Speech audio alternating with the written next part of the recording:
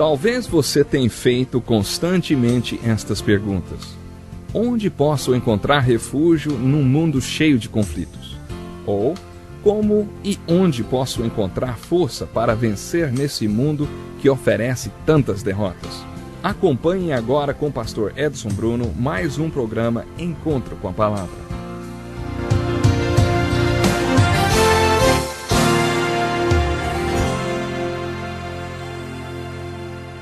Estamos agora caminhando para a mais longa sessão do livro de Gênesis, que trata dos seguintes personagens da Bíblia: Abraão, Jacó e José.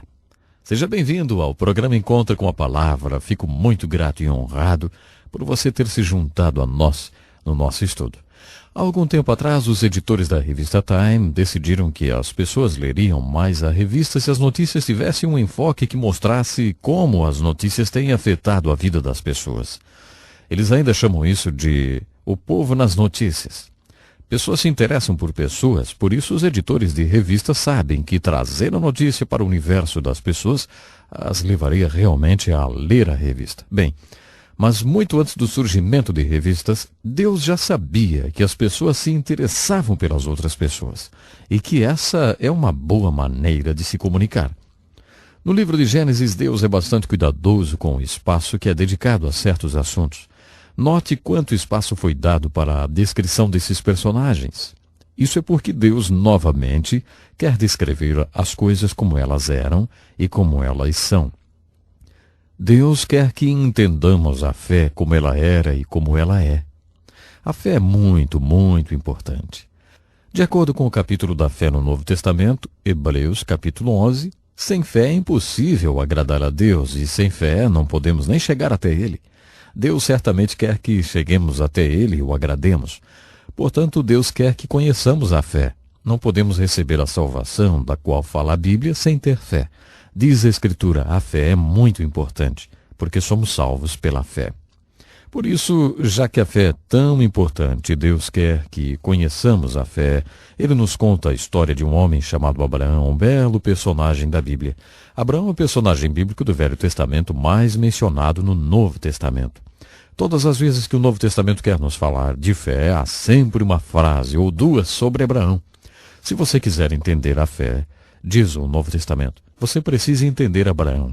Esse homem é a fé personificada, é a ilustração ambulante do que é a fé. Quando o encontramos pela primeira vez, ao final do capítulo 11 de Gênesis, o seu nome é Abrão, que significa pai de muitos filhos. Ele tinha 75 anos de idade e não tinha nenhum filho, apesar do nome que significava pai de muitos filhos. Eu uma vez ouvi uma definição de otimista. O otimista é um homem de 75 anos que se casa e constrói a sua casa perto de uma escola. Abraão é esse tipo de otimista, quando o encontramos pela primeira vez. Ele tem 75 anos e não tem filhos. Se você o encontrasse perto de um poço e ele se apresentasse assim, olha, o meu nome é pai de muitos filhos, você diria, você deve ter muitos filhos? Ele diria, não, para dizer a verdade, eu não tenho filho, não.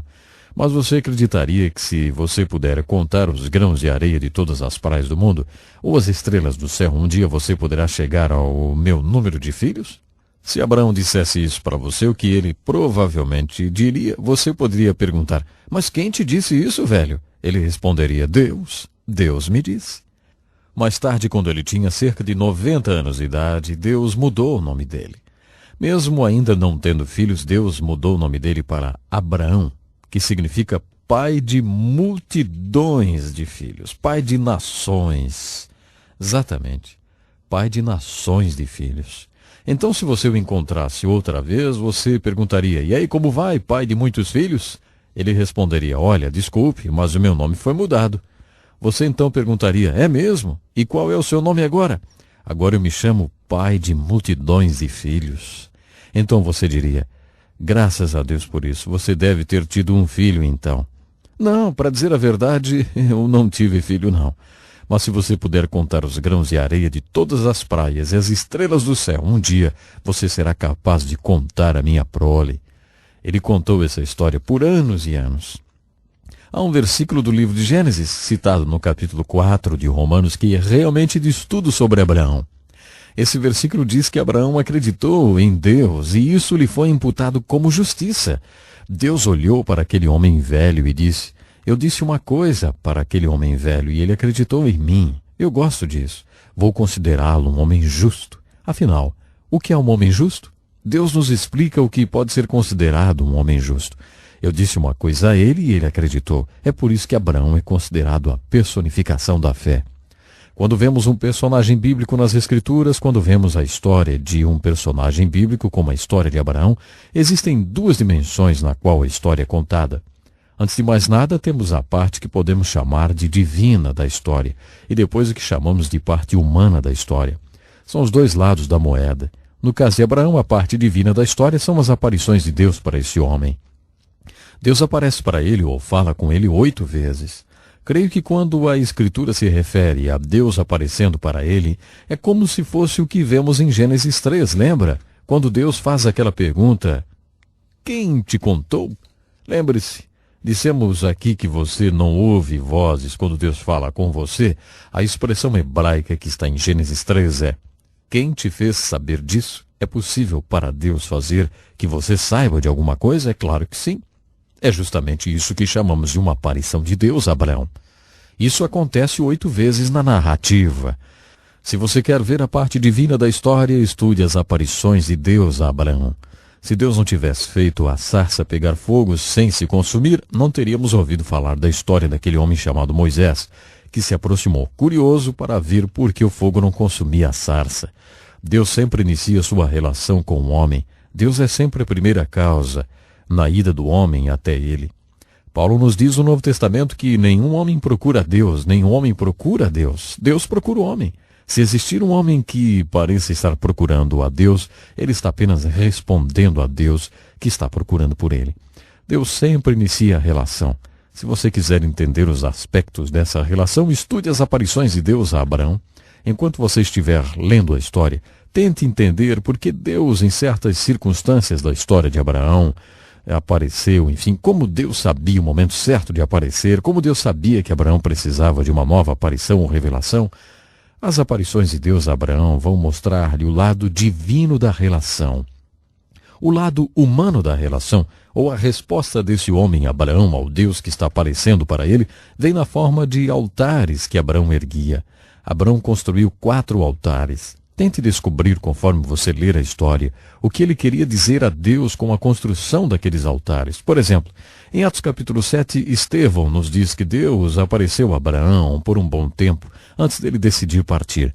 Deus estava dizendo àquele homem: parta para o deserto de Canaã, venha até mim. Nós sempre queremos ser chamados para um país, ou para uma igreja, ou para uma organização. Quantos de nós somos chamados por Deus? Essa pergunta é muito difícil de ser respondida, você não acha? Digamos, você esteja arrumando as malas e sua esposa lhe pergunte: onde você está indo? E você diz: olha, eu estou indo me encontrar com Deus. Será que você não teria problemas? Você não teria problemas para explicar às pessoas que você está indo ao deserto porque Deus quer se encontrar com você e que você não sabe onde vai depois disso? Está apenas indo até Deus? Foi isso que Deus pediu a esse homem. Por muito tempo Deus vinha pedindo a esse homem para deixar o seu lar, seu país, sua família, mas esse homem não fazia. Fico imaginando há quanto tempo Deus já vem aparecendo a você, tentando se comunicar, tentando atrair e levar você até Ele, ou até algum plano que Ele tem para a sua vida, mas você ainda não respondeu. Abraão esperou até que seu pai morresse para finalmente partir para a terra de Canaã, em resposta a Deus que estava aparecendo para ele. Ele construiu seu primeiro altar na planície de Moré. A palavra Moré significa ensinar ou procurar. Passa a ideia de eu quero aprender e creio que Deus vai me ensinar. É como se existisse um lugar em que eu devesse estar e eu acredito que Deus vai me ensinar e eu quero saber onde fica isso. Esse é o significado da palavra Moré. Acho que a alegoria aqui é muito bonita, é bonita demais para não ser de propósito. É isso que a palavra Moré, onde Abraão construiu seu primeiro altar, quer dizer. Costumo chamar esse primeiro altar de Abraão de altar da resposta, porque foi construído em resposta ao Deus que estava aparecendo para Abraão há algum tempo. Quando ele respondeu ao Deus que estava aparecendo para ele, Deus foi se encontrar com ele naquele altar. Deus apareceu para ele lá. E então Abraão se mudou e construiu um outro altar. O segundo altar foi construído entre dois lugares, entre Hai e Betel. Em hebraico, Betel significa a casa de Deus. El é a palavra para Deus e Beth é a palavra para casa. Nesse ponto, Deus não tinha uma casa, portanto, o que essa palavra parece significar é o lugar onde Deus está. O lugar onde a divina presença de Deus está, essa é Betel, que ficava a oeste.